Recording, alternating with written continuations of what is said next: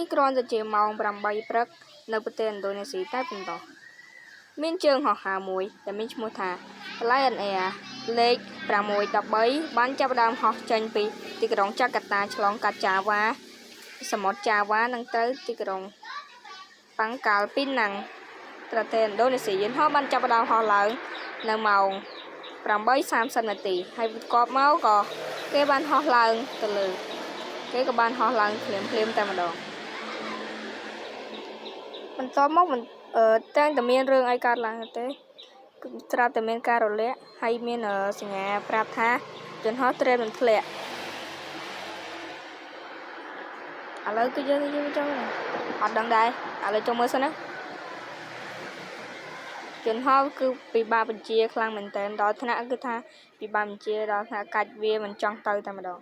គឺថាយន្តហោះវាកាច់ខ្លាំងពេកដល់ថ្នាក់យើងមិនអាចប្រើបានឥឡូវគឺថាយើងអាចចូលទៅបណ្ណាទៀតទេយើងត្រូវឡើងកម្ពស់តិចទៅតម្រាំទៅរួចអូខេហើយអ្នកវិទ្យាតានកម្មមិនបានមានអ្វីដើម្បីតបតទៅ pilot វិញបានទេដោយសារតែ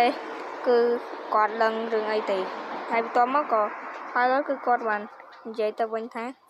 មិនអីទេសុខចិត្តទៅសិនទៅយើងអត់ដឹងអីផងហើយបន្ទាប់មកក៏ pilot ក៏បានទៅបន្តទៀតដើម្បីទៅ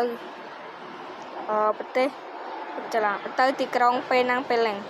នៅប្រទេសឥណ្ឌូនេស៊ីហើយក៏គេបានត្រូវការច្រងចាវ៉ាស៊ីហើយយន្តហោះក៏បានឡើងខ្ពស់ទៅដោយមិនអាចបកក្រោយវិញបានហើយយន្តហោះគឺវាពិបាកបញ្ជាខ្លាំងមែនតើវារេកៅចឹងណាគឺពិបាកបញ្ជាខ្លាំងមែនតើហើយក៏គេបានមើលទៅក្នុងម៉ាស៊ីនរ៉ាដាកម្ពស់ចឹងណាគេថាឡើងទៅទាបបណ្ដាណាកុងទ័រខូចមែនហើយក៏មកក៏គាត់អស់អារម្មណ៍និយាយហើយគឺគាត់ចាប់ផ្ដើមតការងារគាត់វិញហើយបន្ទាប់មកក៏យន្តហោះក៏បានឡើងខ្ពស់ទៅក៏បានមកដល់សមុទ្រចាវ៉ាហើយក៏គេ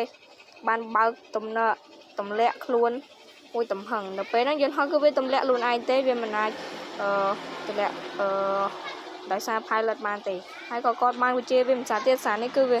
សាហាវជាងមុនគឺវាទម្លាក់ក្បាលខ្លួនឯងចុះទៅក្រោមកម្ពស់180 ដឺក្រេ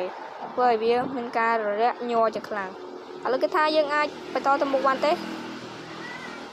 បានទេចូលទៅអាកាសទេអត់កើតទេធ្លាក់ដីឥឡូវយើងអាចតសារទៀតកុំទាន់រឿងឲ្យចុយហើយបន្ទាប់មកក៏យន្តហោះក៏បានឈ្មោះទៅរកទឹកសមុទ្រភ្លាមតែម្ដងគឺដោយសារតែពេលហ្នឹងគឺយន្តហោះវាពិបាកវិជាខ្លាំងមែនតើធ្វើឲ្យមានការធ្លាក់ចូលទឹកសមុទ្រភ្លាមតែម្ដងគឺវាញ័ររលាក់ខ្លាំងពេកដល់ថ្នាក់ធ្លាក់ចូលទឹកសមុទ្រលាន់សុកក្ដុងតែ